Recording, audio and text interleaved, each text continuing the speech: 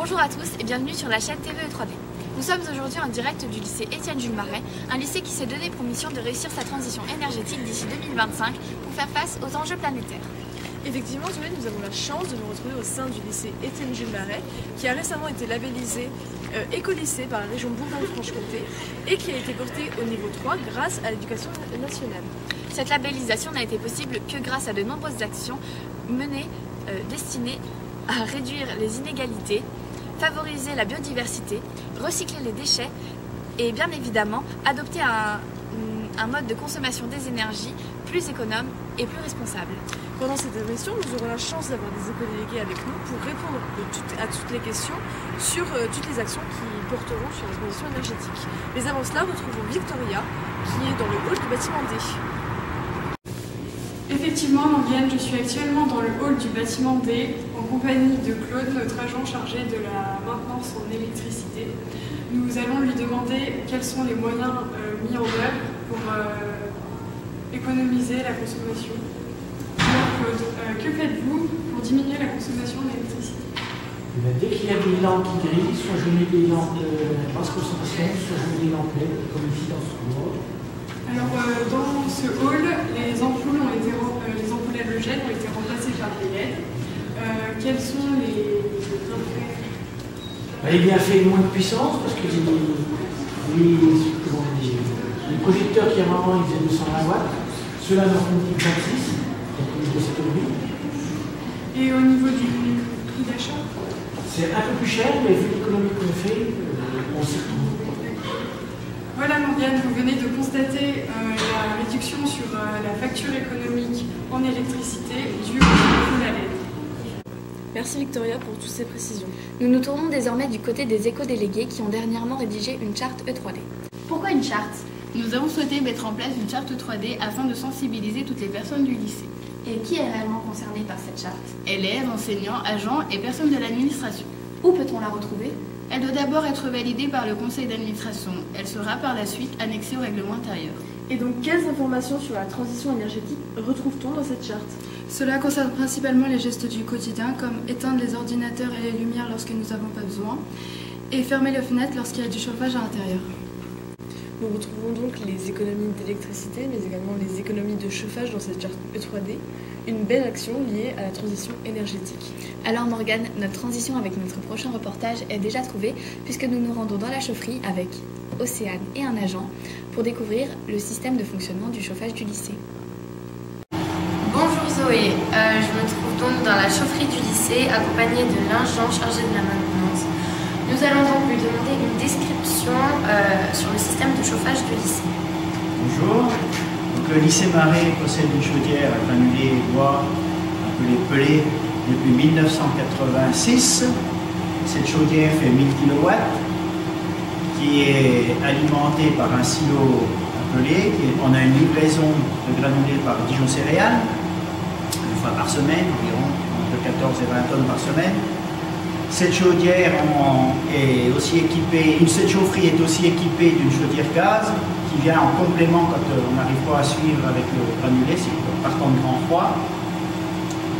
Elle fait 1000 kW, ce qui représente environ 200 tonnes de granulés par an, qui nous fait une diminution de 80 000 m3 de gaz, environ 20 000 € de différence. Voilà Zoé, vous voyez que les énergies renouvelables sont les bienvenues dans les lycées, aussi bien d'un point de vue environnemental que d'un point de vue économique. Alors nous allons maintenant nous projeter dans le futur et découvrir les projets à l'étude avec nos deux spécialistes, Quentin et Chloé. Oui, effectivement, plusieurs projets sont actuellement à l'étude. Le premier projet est le développement de la biomasse pour le chauffage en créant nos propres pellets. L'idée est de les créer à partir des déchets du lycée obtenus par la taille des végétaux ou par les résidus organiques déshydratés de la restauration scolaire, sans oublier les marcs de café récoltés en salle des professeurs. Effectivement, l'idée peut paraître surprenante, mais des pellets créés à partir de marcs de café ont un pouvoir calorifique à 5000 watts-tonnes, ce qui est supérieur au pouvoir calorifique d'un bois résineux standard. De plus, ce type de produit ne génère qu'1,3% de cendres.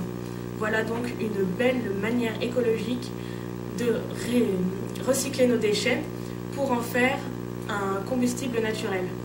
Il sera tout de même nécessaire d'acquérir une presse à pelés et un broyeur à végétaux pour pouvoir créer ces pelés. Effectivement, on peut dégager 4 étapes dans la réalisation des pelés. La première étape est de broyer les végétaux.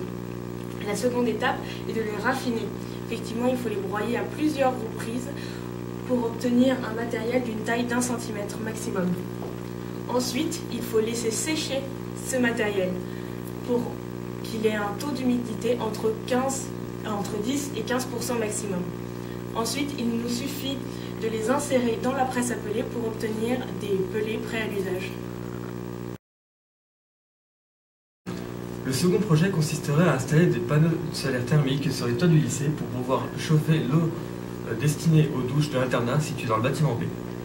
Ce qui est intéressant quand on sait qu'un panneau solaire produit entre 300 et 500 kWh selon l'ADEME, l'Agence du maintien de l'environnement et des énergies. Dans la continuité de l'utilisation de l'énergie solaire, le troisième projet est de poser des panneaux photovoltaïques au-dessus du bâtiment réservé à la restauration scolaire. Effectivement, de tels panneaux pourraient fournir une partie de l'énergie nécessaire à la réalisation des repas ainsi qu'au stockage des matières premières. Pour un meilleur rendement, ces panneaux photovoltaïques devront être inclinés avec un angle de 30 degrés et une orientation vers le sud. Ils pourraient alors créer une quantité d'énergie environ égale à 3000 kWh pour une surface de 25 mètres carrés. Donc, le principe de fonctionnement des panneaux solaires consiste avec l'énergie solaire, les atomes contenus dans la cellule photovoltaïque se détacheront de leurs électrons. Les électrons vont ensuite entrer en mouvement. En résultera une tension qui sera à l'origine du courant électrique. Notre quatrième projet consistera à l'installation d'une éolienne d'une puissance nominale de 1000 watts sur un mât de 12 mètres de haut et un diamètre de 2,4 mètres. Elle serait située entre le gymnase et la chaufferie du lycée. C'est une autre façon de produire de l'énergie verte. Les autres projets consisteraient en l'isolation du bâtiment C par l'extérieur, car il s'y prête particulièrement bien, ou la création d'un parc à vélo alimenté avec des bornes électriques rechargeables alimentées par l'énergie photovoltaïque, ainsi qu'un pilotage à distance des chauffages en fonction des emplois du temps des classes pour limiter la perte d'énergie. Tous ces projets seront accompagnés par un coaching fait par les éco-délégués sur les énergies pour limiter un maximum les pertes d'énergie et les gaspillages d'énergie. Que de beaux projets en perspective. Et concernant le financement, nous nous rendons tout de suite avec Océane auprès de l'intendance du lycée. Oui, donc je suis en présence de l'intendante du lycée Jules-Étienne Marais. C'est donc elle qui est chargée de gérer le budget pour la transition énergétique. Oui, effectivement. Alors en fait, pour chaque nouveau projet, je suis obligée d'établir un budget prévisionnel qui est ensuite voté au conseil d'administration. Donc il faut savoir qu'en fait, pour réussir une transition énergétique, il faut beaucoup de financement. Donc systématiquement, je fais aussi une demande de financement exceptionnel auprès de la région Bourgogne-Franche-Comté. Donc c'est un travail qui est plutôt long et fastidieux, c'est beaucoup de dossiers, beaucoup de paperasse. Donc c'est assez compliqué. Maintenant, ce que je peux vous dire, c'est que depuis que le lycée a reçu la labellisation E3D de niveau 3, les échanges avec les différents interlocuteurs de la région Bourgogne-Franche-Comté sont vraiment facilités et puis ça a permis le déblocage de certains crédits. Très bien, donc merci Madame Martin pour ces précisions. Maintenant, nous savons que la transition énergétique rime avec crédit. Nous vous remercions d'avoir suivi cette émission en direct du lycée Étienne Jules Marais, un lycée en pleine transition énergétique, en espérant que les projets menés dans cet établissement pourront aussi être menés dans d'autres établissements scolaires. C'est pourquoi l'année prochaine, nous reviendrons pour suivre cette progression de la transition énergétique. Merci à tous et bonne journée sur TVE3D.